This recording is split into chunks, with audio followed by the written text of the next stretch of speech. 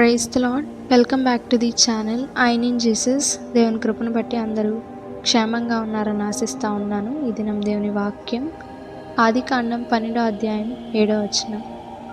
యెహోవా అబ్రామునకు ప్రత్యక్షమై నీ సంతానమునకు ఈ దేశం ఇచ్చేదనని చెప్పగా అతడు తనకు ప్రత్యక్షమైన యెహోవాకు ఒక బలిపీఠమును కట్టెను.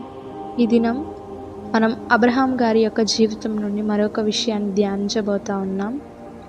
అబ్రహాం గారి జీవితం నుండి మనం ధ్యానించబోయే విషయం ఏమనగా, అబ్రహాం గారితో యెహోవా దేవుడు ఒక వాగ్దానమును చేసి ఉన్నాడు. ఆ వాగ్దానము చేసిన వెంటనే అబ్రహాం గారు చేసిన ఒక పనిని నీవు నేను చేస్తా ఉన్నామా?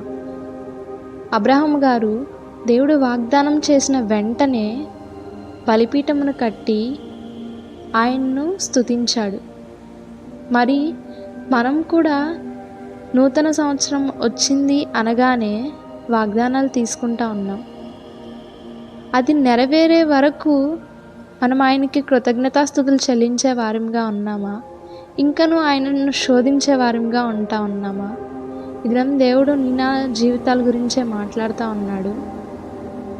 మనం ఇంకనూ ఆయన్ని శోధిస్తూ ఉన్నామేమో. ఆయనకి తెలుసు కదా, సమస్తం ఎరిగిన వాడు కదా. ఆయన వాగ్దానం చేశాడంటే వాగ్దానం చేసిన వాడు నమ్మదగిన వాడు కదా. అది నెరవేర్చడం ఆయనకి తెలుసు కదా. దాని గురించి ముందు నుండే నువ్వెందుకు స్తుతించలేకపోతున్నావు? దేవుడు ఈ దినమందు ప్రశ్నిస్తూ ఉన్నాడు.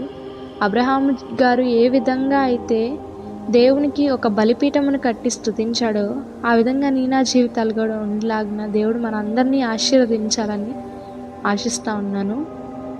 అదేవిధంగా వాక్యం సెలవిస్తుంది కదా, బీదలను కనికరించేవాడు యెహోవాకు అప్పిచ్చువాడు అని.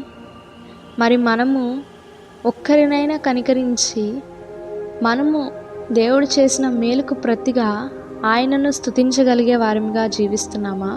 ఒకసారి మనల్ని మనం జ్ఞాపకం చేసుకుందాము. ఈ కొద్ది మాటలు దేవుడు దీవించునుగాక. ఆమెన్. Praise the lord.